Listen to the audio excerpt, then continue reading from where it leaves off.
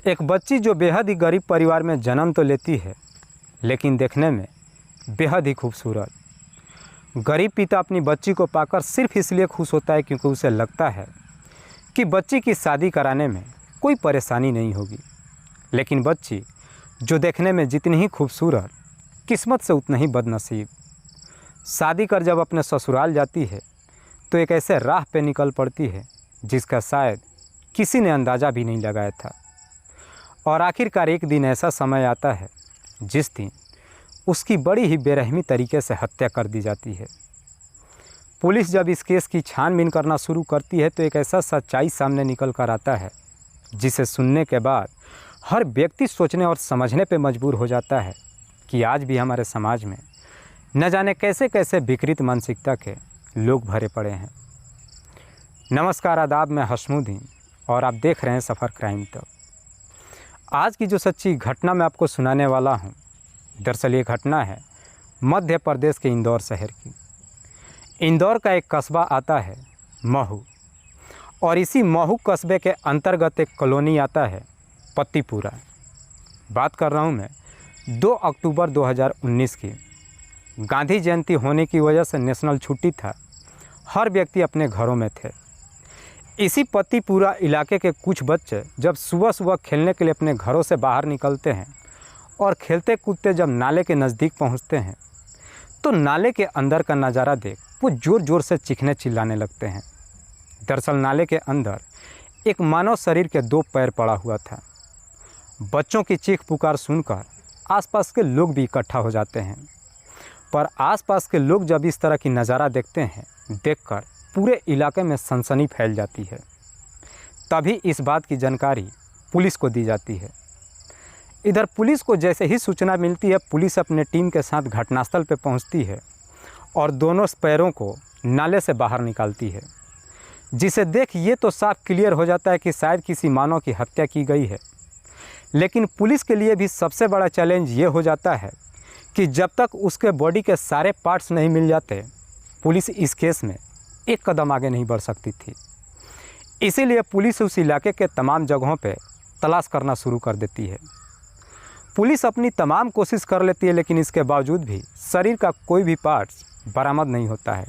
और देखते ही देखते लगभग और 2 दिन का समय गुजर जाता है। पर जैसे ही 2 दिन का समय गुजर जाता है, आखिरकार 3 अक्टूबर को इसी पत्तीपुरा इलाके से थोड़ी दूर खान कॉलोनी के अंतर्गत उस बॉडी के सारे पार्ट्स मिल जाता है। दरअसल मरने वाली एक महिला थी। उसके शरीर के कई हिस्सों को अलग अलग कर दिया गया था और उसके चेहरे को भी बुरी तरीके से बिगाड़ दिया गया था, जिसको पहचान पाना भी लगभग नामुमकिन था। पुलिस जब डेड बॉडी को चेक करती है तो मालूम चलता है कि उसके दाहिने हाथ पे एक टैटू बना हुआ है, जिस पे अंग्रेजी के कैपिटल लेटर में कुलदीप लिखा हुआ था। पुलिस को लगता है कि शायद इस महिला का नाम कुलदीप है। पुलिस सबसे पहले डेड बॉडी को इकट्ठा कर उसे पोस्टमार्टम के लिए भेज देती है और फिर धारा 302 के तहत अज्ञात अपराधियों के विरोध में मुकदमा दर्ज करती है और फिर इस केस की छानबीन करना शुरू करती है। पुलिस उस महिला की पहचान कराने के लिए सबसे पहले कुलदीप नाम लेकर के एरिया के तमाम लोगों से पूछताछ करती है, लेकिन इसके बावजूद भी कुलदीप नाम से कोई महिला नहीं मिलती है। पुलिस अभी इस केस की छानबीन कर ही रही थी, तभी पुलिस को मालूम चलता है कि लगभग 2 साल पहले साल 2017 में पीथमपुरा थाने में पुलिस ने एक महिला को अपने हिरासत में लिया था। उसके हाथ पे भी ऐसे ही कुलदीप नाम का टैटू बना था। पुलिस को जैसे ही मालूम चलता है, पुलिस बिना वक्त गंवाए ही पीथमपुरा पुलिस थाने से कांटेक्ट करती है और 2 साल पहले की फाइल निकलवाती है। पुलिस जब फाइल को निकलवा करके चेक करती है तो मालूम चलता है कि उसमें महिला का असली नाम रुखसार लिखा हुआ था। रुखसार, जिसकी उम्र है लगभग 29 साल, जो इंदौर शहर के ही चंदन नगर की रहने वाली है। रुखसार के पिता का नाम है आमीन शेख। पुलिस को जैसे ही रुखसार का पता मिल जाता है, पुलिस चंदन नगर में जाकर आमीन शेख से मुलाकात करती है और उसकी बेटी रुखसार के बारे में पूछताछ करती है। तो आमीन कहता है कि साहब, मैंने अपनी बेटी की शादी आज से लगभग ठीक 8 साल पहले शाहिद शेख से कर दिया है। शाहिद जो पत्तीपुरा इलाके का रहने वाला है। आमीन जो एक बेहद ही गरीब परिवार से है, लेकिन उसकी बेटी रुखसार जो देखने में बेहद ही खूबसूरत है। अमीन अपनी बेटी के रिश्ते कई जगहों पर तय करता है, लेकिन इसके बावजूद भी रुखसार का कहीं शादी तय नहीं हो पाता है। इसीलिए अमीन मजबूरन में आकर के अपनी बेटी की शादी शाहिद जैसे इंसान से कर देता है। शाहिद जो पेशे से कसाई है और एक पैर से लंगड़ा भी है। शाहिद जब रुखसार से शादी कर अपने घर लेकर आता है तो खूबसूरत पत्नी पाकर वो बेहद ही खुश होता है। शाहिद अपनी पत्नी का इस कदर से दीवाना होता है कि वो अब अपनी सारा काम धंधा बंद करके अपनी पत्नी के साथ दिन भर घर पे ही रहता है। शाहिद तो अपनी पत्नी को पसंद कर लेता है, लेकिन रुखसार अपने पति को पसंद नहीं करती है, और इसकी वजह भी मात्र एक ही होती है, शाहिद का लंगड़ापन। शाहिद की लंगड़ापन होने की वजह से ही शाहिद अपनी पत्नी को सही तरीके से शारीरिक सुख नहीं दे पाता है। पर जैसे ही कुछ महीने का समय गुजरता है, शाहिद का सारा पैसा खत्म हो जाता है। इसीलिए शाहिद अब कम समय में ज़्यादा पैसा कमाने के लिए गलत रास्तों का चुनाव करता है और नशीली चीज़ बेचने का धंधा शुरू कर देता है। हालांकि इस धंधे से शाहिद अच्छा खासा पैसा कमाता है, लेकिन शाहिद जब इस धंधे में उतरता है वो खुद भी नशे की आदी हो जाता है। शाहिद जब नशे की चीज़ें खरीद कर बार बार अपने घर पे लेकर आना शुरू करता है, जैसे ही कुछ दिन का समय गुजरता है उसकी पत्नी रुखसार भी इस नशे की आदी हो जाती है। पति और पत्नी जैसे ही दोनों नशे के आदी हो जाते हैं, उसके बाद से दोनों मिल कर के इस धंधे को चलाना शुरू करते हैं। रुखसार जब इस धंधे में उतरती है, एक बार जब अपने कदम को घर से बाहर निकालती है और बाहर की जब रंगीन दुनिया देखती है, वो कभी पीछे मुड़ करके नहीं देखती है। जैसे ही कुछ महीने का समय गुजरता है, रुखसार और उसके पति के बीच में झगड़े तकरार शुरू होता है। इसी बात को लेकर के जब दोनों के बीच में झगड़े तकरार शुरू होता है, एक दिन शाहिद इस कदर से गुस्से में आ जाता है कि गुस्से में ही अपनी पत्नी को 3 बार तलाक बोल देता है। इधर रुखसार को जब तलाक मिल जाता है, इस वजह से उसके चेहरे पे कोई परेशानी भी नहीं आती है।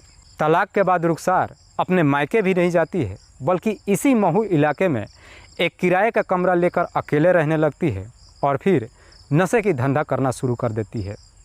जैसे ही कुछ और महीने का समय गुजरता है, एक दिन रुखसार की मुलाकात कुलदीप से होती है। कुलदीप जिसकी उम्र है लगभग 32 साल, जो इसी इलाके का रहने वाला है और एक नंबर का रसेड़ी है। कुलदीप जब बार बार रुखसार से नशे की चीज़ खरीदने के लिए जाता है, बार बार कुलदीप और रुखसार की जब मुलाकात होती है, आखिरकार दोनों के बीच में प्रेम प्रसंग शुरू हो जाता है। कुलदीप और रुखसार के बीच में जब प्रेम प्रसंग शुरू होता है, रुखसार कुलदीप से बेपनाह मोहब्बत करने लगती है। कुलदीप को इतना दिल से चाहने लगती है कि आखिरकार कुलदीप का नाम भी अपने हाथ पे एक टैटू बनवा लेती है और फिर रुखसार कुलदीप से शादी करने का फैसला कर लेती है।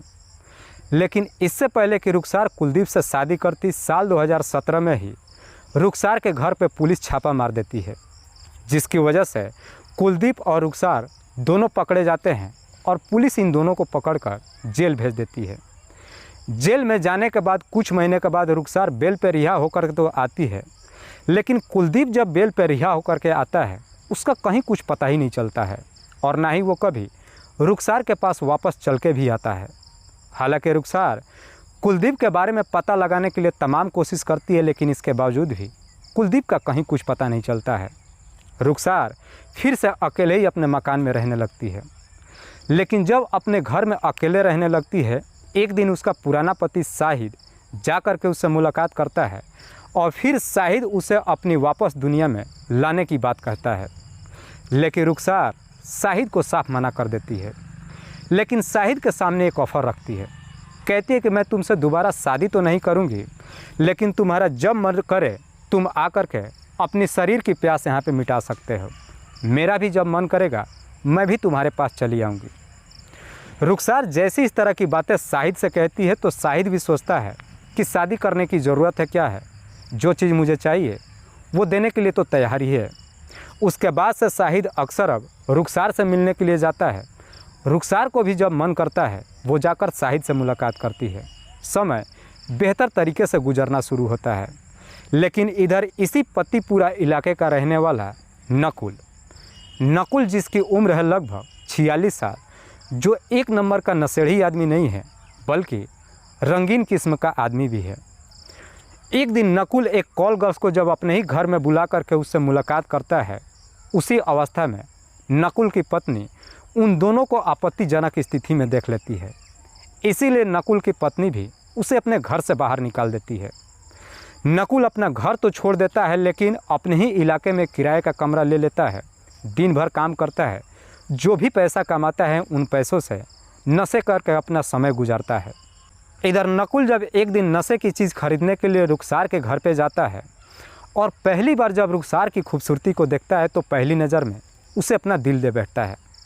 उसके बाद से नकुल बार बार रुखसार के घर पे जाता है, नशे की चीज़ तो खरीदता है लेकिन उसके तरफ अजीब निगाहों से देखता है। जब नकुल से बर्दाश्त नहीं होती है, आखिरकार एक दिन अपनी दिल की बात रुखसार से कह भी देता है, लेकिन रुखसार नकुल को साफ मना कर देती है। लेकिन इसके बावजूद भी नकुल अपने जिद से पीछे नहीं हटता है। जैसे ही कुछ दिन का समय गुजरता है, नकुल को शाहिद के बारे में मालूम चलता है।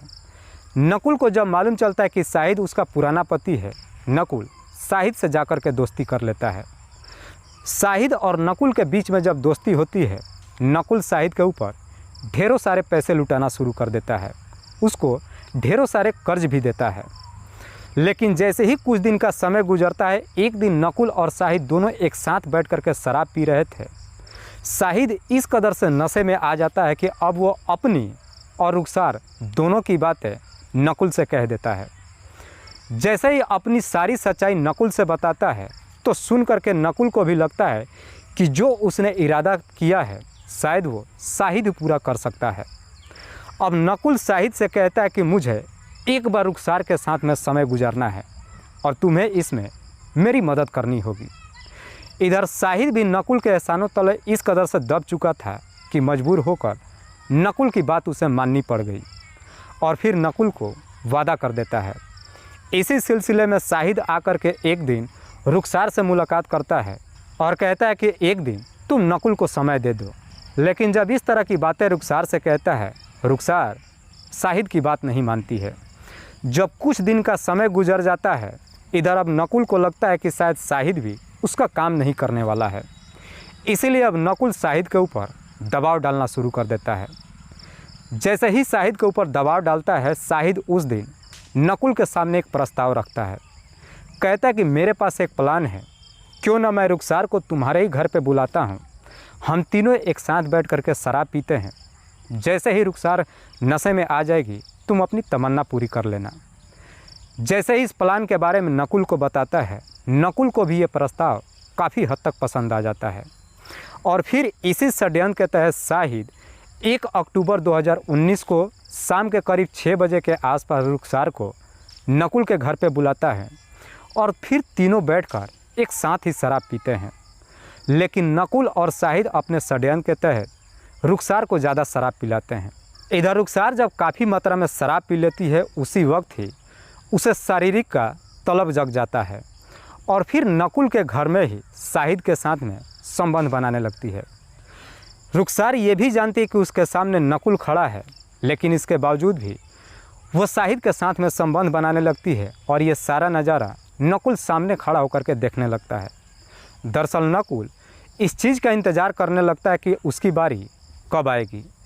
लेकिन इधर शाहिद और रुखसार जैसे ही दोनों एक दूसरे से फारिग होते हैं, शाहिद नकुल की तरफ देखते हुए इशारा करता है। जैसे इधर नकुल को इशारा मिल जाता है, नकुल जा कर के रुखसार के ऊपर टूट पड़ता है। लेकिन रुखसार इतने भी नशे में नहीं थी, कोई इंसान को पहचान नहीं सकती थी। नकुल जब उसके साथ ज़बरदस्ती करने की कोशिश करता है, रुखसार विरोध करने लगती है। नकुल अपनी तमाम कोशिश कर लेता है, लेकिन इसके बावजूद भी रुखसार उसके हाथ नहीं आती है। इसीलिए शाहिद अब जा कर के रुखसार का दोनों पैर पकड़ लेता है। जैसे ही दोनों पैर पकड़ लेता है, नकुल को मौका मिल जाता है, लेकिन नकुल इस मौके पे भी चौका नहीं मार पाता है। जैसे ही वो रुखसार के साथ ज़बरदस्ती करने की कोशिश करता है, रुखसार नकुल को एक जोर का तमाचा खींच देती है। इस तमाचे से नकुल इस प्रकार से गुस्से में आ जाता है कि गुस्से में ही आकर रुखसार की गला दबाने लगता है और उसके गला को तब तक दबा के रखता है जब तक रुखसार की सांसें नहीं रुक जाती है। रुखसार की जैसे ही मौत हो जाती है, उसकी डेड बॉडी को देखकर नकुल एकदम से डर जाता है। लेकिन शाहिद नकुल को समझाते हुए कहता है कि तुम्हें घबराने की ज़रूरत नहीं है, मैं इसके डेड बॉडी को इस तरीके से ठिकाने लगाऊंगा कि हम कभी पकड़े ही नहीं जाएंगे। उसी रात को ही शाहिद अपने घर पे जाता है और जाकर अपने घर से एक तेज़धार हथियार लाता है और उसी हथियार से रुखसार के शरीर के कई हिस्सों में अलग कर देता है और उसके दोनों पैर को एक प्लास्टिक की पन्नी में बांधकर नकुल को देता है और कहता है ले जाकर के इसे नाले में फेंक दो। दरअसल इसके सारे शरीर के अलग अलग हिस्से को हम अलग अलग जगहों पे फेंक देंगे, जिसकी वजह से हम कभी पकड़े नहीं जाएंगे। नकुल उस पन्नी को लेकर के जाता है और जाकर के नाले में फेंक देता है। लेकिन इस पूरे कार्यक्रम के दौरान दोनों इस कदर से थक जाते हैं कि उसके बाद से रुखसार के डेड बॉडी को कहीं पे ठिकाने नहीं लगाते हैं। दरअसल उसके डेड बॉडी को ठिकाने लगाने का अगले दिन का तय कर लेते हैं, लेकिन अगले दिन ही बच्चों को वो दोनों पैर नाले में मिल जाता है और पुलिस को जानकारी हो जाती है। इधर शाहिद और नकुल दोनों को मालूम चलता है कि रुखसार का दोनों पैर पुलिस को बरामद हो चुका है, लेकिन इसके बावजूद भी दोनों को अपने आप पे इतना कॉन्फिडेंस होता है कि अगले दिन 2 अक्टूबर के रात को भी रुखसार के शरीर के सारे पार्ट्स को लेकर के खान कॉलोनी में जाते हैं और खान कॉलोनी के अलग अलग जगहों पर ले जाकर के फेंक देते हैं।